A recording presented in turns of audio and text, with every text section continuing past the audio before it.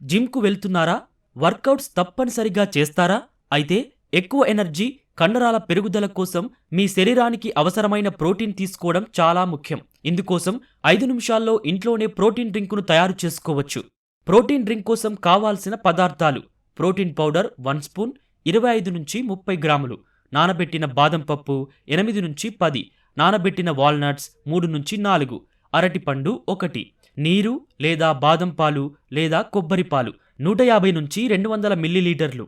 Protein drink తయారు చేసే విధానం: ముందుగా అరటిపండును తీసుకుని చిన్న చిన్న ముక్కలుగా కట్ చేసుకుని మిక్సీ జార్లో వేసుకోవాలి. ఇందులోనే 6-8 గంటల పాటు నానబెట్టిన బాదం పప్పులను, వాల్నట్స్ కూడా వేయాలి. ఇందులో ప్రోటీన్ పౌడర్ కూడా వేసి నీళ్లు పోసి బ్లెండ్ చేసుకోవాలి. నీటికి బదులుగా కొబ్బరి పాలు లేదా బాదం పాలను కూడా వేసుకోవచ్చు. ఇలా బ్లెండ్ చేసుకున్న మిశ్రమాన్ని గ్లాస్లో పోసుకున్నారంటే త్వరగా శక్తినిచ్చే ప్రోటీన్ డ్రింక్ రెడీ అయినట్టే.